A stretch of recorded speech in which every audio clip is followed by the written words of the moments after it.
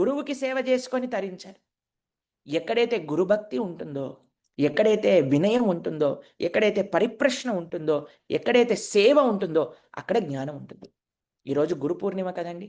ఈరోజు ఇదే అన్నిటికంటే పెద్ద మమ్మల్ని మాకు ఈ విషయం చెప్తుంటారు ప్రభుజీ. ఈ ఈ నిన్న ఏమంటారు దాన్ని, ఆ క్విజ్ దాంట్లో రాస్తున్నారనమాట అందరూ. This is the take away for today, this is the take away for today. మానవ జన్మకే టేక్ అవే ఇదండి. గురువు కావాలి మనకి. గురువు యొక్క చెప్పిన విషయములు మనం వినాలి. వారు చెప్పిన విధంగా మనం మార్చుకోవాలి మన యొక్క జీవితాన్ని, మన ఆలోచనలు, మన అలవాట్లను. మనం నిన్న అనుకున్నామండి, ప్రపంచంలో ఎన్నో భగవద్గీతలు ఉన్నాయి, ప్రపంచంలో ఎన్నో మార్గములు ఉన్నాయి, ఎంతోమంది ఎన్నో ఆధ్యాత్మిక పనులు ఇస్తున్నారండి. కానీ మీరు చూశారనుకోండి, ఎక్కడ మార్పు కలుగుతున్నది అని మీరు జాగ్రత్తగా ఆలోచించారనుకోండి, అది సరైన మార్గం అని మనకు తెలుస్తుంది. మార్పు 3 విధాలుగా కలుగుతుందండి. ఒకటి తెలుసా? బాహ్యంగా. మనం ఆధ్యాత్మిక మార్గంలో ముందుకెళ్తున్నాము అనంటే కొన్ని బాహ్యమైన అలవాట్లు, తర్వాత కొన్ని బాహ్యమైన విధానాలు మారిపోతాయట. సపోజ్ కొన్ని చెడు అలవాట్లు ఉన్నాయనుకోండి, 1, 2, 3, 4 ఇవి ధార్మికమైన అలవాట్లు కాదు. మనం ఆధ్యాత్మిక ప్రయాణం ప్రారంభం చేసేసరికి ఆ చెడు అలవాట్లన్నీ పోతాయట. ఇది ఫస్ట్ స్టెప్. కొంతమంది ఉంటారు, సంవత్సరాల తరబడి వెళ్తుంటారండి గుళ్ళకి, సంవత్సరాల తరబడి చేస్తుంటారండి యాత్రలు, కానీ మార్పు మాత్రం రాదండి. అలా ఉన్న వాళ్ళు అలా అలవాట్లు అలానే ఉంటాయి. కాదు, సారీ సార్, దట్స్ నాట్ ఆధ్యాత్మికత. గురువుని దగ్గర నుంచి ఆశ్రయించి ఎప్పుడైతే మనం ఈ మంచి మార్గంలోకి వెళ్తామో ఫస్ట్ ఏమవుతుందట, ఎక్స్టర్నల్స్ మారిపోతాయట. సాంప్రదాయకమైన దుస్తులు ధరించటం, బొట్టు పెట్టుకోవటం, చక్కగా మంచి ఆచరణ చేయటం, ఇవన్నీ స్టార్ట్ అయిపోతాయి. ఆటోమేటిక్గా ఉండే చెడు లక్షణాలు వెళ్ళిపోతాయి. రెండవది ఏమవుతుందో తెలుసా అండి, మన మనస్సు మారుతుందటండి. We become more and more sensitive, we become more and more loving, we become more and more dedicated, we become more and more responsible.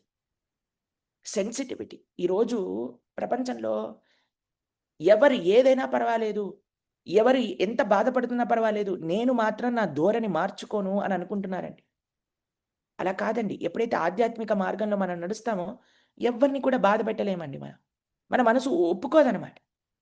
సెన్సిటివ్గా మారుతాను, రెస్పాన్సిబుల్గా మారుతాను, డెడికేటెడ్గా మారుతాను. ఇది ఆంతరంగికంగా.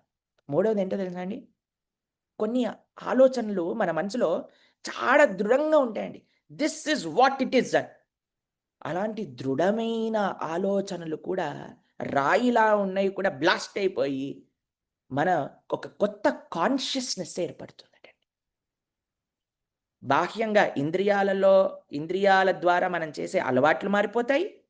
దాంతోపాటు మనసులో ఉండే భావనలు మారిపోతాయి, బుద్ధిలో ఉండే ఆలోచనలు మారిపోతాయి.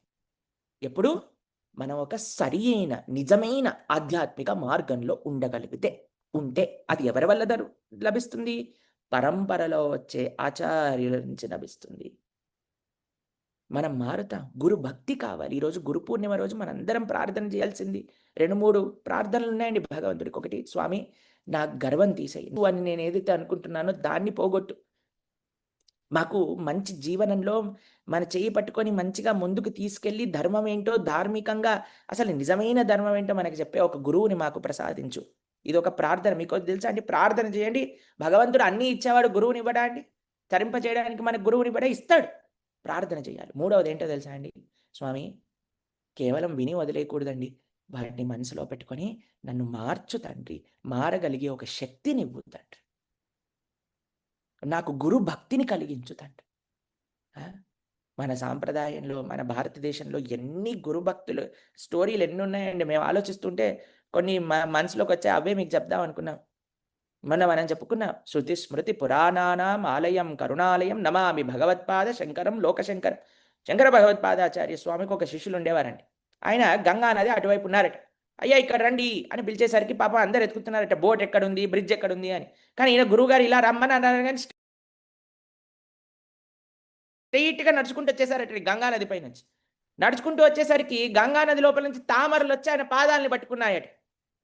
ఆయన నడవడానికి ఒక వీలుని కల్పించిందట. అందుకే వారి పేరు దాని తర్వాత పద్మపాదాచార్యులు అని వారికి పేరు వచ్చింది. గురువు యొక్క ఆదేశాలు ఇలా చెప్పారు అనగానే అలా ఆచరించాలి. ఇప్పుడు చూడండి, డాక్టర్ దగ్గరికి వెళ్తా, డాక్టర్ దగ్గర చెప్తా, అయ్యా నాకు ఈ రోగం ఉందయ్యా అంటే డాక్టర్ ఒక ప్రిస్క్రిప్షన్ పైన మందులని రాస్తారు. ఓయ్ డాక్టర్, ఫస్ట్ ప్రూవ్ చెయ్యి, మందేసుకుంటే నాకు రోగం తగ్గుతుందని అని అంటే ఏమంటారండి డాక్టర్ గారు? అంతే కదండి. మనం ఏం చేస్తాం? ఫస్ట్ ఆచరిస్తాం. డాక్టర్ చెప్పిన మందులు వేసుకుంటా, డాక్టర్ చెప్పిన డైట్‌ని ఫాలో అవుతా, డాక్టర్ చెప్పిన ఇది తినకూడదు, ఇది తినాలి. చిన్నప్పుడు మేము ఒక డాక్టర్ దగ్గరికెళ్ళేవాళ్ళమండి. అంతా బావుండేదండి. అంతా మంచిగా ఉండే ఆయన దగ్గర ఎళ్ళేటప్పుడు ఓ లిస్ట్ ఇచ్చేవాడనమాట. ఇవన్నీ తినకూడదు, ఇవి తినాలి. అందులో మేము తినేవన్నీ ఉండేవనమాట. ఈ చాక్లేట్ తినకూడదు, చల్లటివి తాగకూడదు, ఇది చేయకూడదు, అది చేయకూడదు, ఆయిల్ తినకూడదు, నెయ్యి తినకూడదు. ఏం తినాలి అంటే ఏదో బీరకాయి, తర్వాత ఆకుకూరలు, అన్నము, తాలింపు లేని పప్పు ఇలాంటివి రాసుండే. అయ్యి డాక్టర్ అంత మంచోడే అయ్యా! ఇదొక్కటి ఎందుకు ఇస్తాడు అనిపిచ్చేది. కానీ ఇది ఇయ్యకపోతే మందులు పనిచేయవే. మనమేమనుకుంటున్నాం, ఎన్ని పూజలు చెప్పండి మేము జేస్తాం. ఎన్ని వ్రతాలు చెప్పండి మేము జేస్తాం. ఎన్ని నోములు చెప్పండి మేము జేస్తాం. ఏ ప్రదేశాలకెళ్ళమండి మేము వింటాం. కానీ పథ్యం మాత్రం పాటించాం. మందులన్నీ యేసుకొని పథ్యం పాటించకపోతే మందు పనిచేస్తుందా అండి చెప్పండి? మీరు చెప్పండి. 2 కావాలి మనకి. Dos and don'ts. ఈ 2 ఆచార్యులు అనుగ్రహిస్తారు. కాబట్టి డూస్ చేసినయి డోంట్స్ చేయనంత వరకు డూస్ చేసినా ఫలితం ఉండదు. రెండిటిని జేయాలి. కాబట్టి ఆ గురు భక్తి ఏంటి? భగవంతుడి పట్ల నమ్మకం అంటే ఏంటండి? నమ్మకము అంటే భగవంతుడు చెప్పేది ఆచరించటమే. ఇప్పుడు తల్లిదండ్రుల పట్ల ఎవరైనా వచ్చి చెప్పారనుకోండి, "we love you very much. Only thing is I will not follow whatever you say" అని అన్నాడనుకోండి. "ఒరేయ్! ఏంట్రా? ఏం మాట్లాడుతున్నావు నువ్వు? నా పైన ప్రేముంటే నేను చెప్పేది ఇంటావు కదరా!"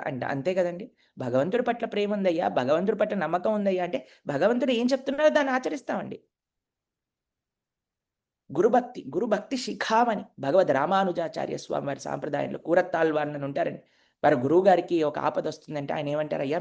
మీరెళ్ళండి మేలుకోటకి నేనిక్కడుంటాను" అని వారి యొక్క స్థానంలో వెళ్ళి వారి నేత్రములు పెకలించేస్తారండి. మా గురువులు మా గురువులుంటే లోకం కాపాడబడుతుంది. మా గురువులుంటే వారి అనుగ్రహం చేత అందరూ భాగవతోత్తములవుతారు అనే ఒక నమ్మకంతో అలా సాక్రిఫైస్ చేశారండి. ఇది భక్తి అంటే. ఇంకో విషయం చెప్తానండి. శ్రీల ప్రభుపాదుల వారి గురువుగారు ఒక్కసారి కలుస్తారండి. "అయ్యా! నువ్వు చదువుకున్నావు కాబట్టి, చదువుకున్న వాళ్ళందరికీ కూడా శ్రీకృష్ణ చైతన్య మహాప్రభువు యొక్క దివ్య భక్తి తత్వాన్ని చెప్పు" అన్నారండి అంతే. 70 సంవత్సరాల వయసులో ఎన్ని కష్టాలు పడి ఆయనకి టికెట్ ఇచ్చేవాళ్ళు చెప్పారండి. "అయ్యా! నువ్వు చనిపోతావు అమెరికాకెళ్తే, ఏం పర్వాలేదు. నేను నా గురువు ఇచ్చిన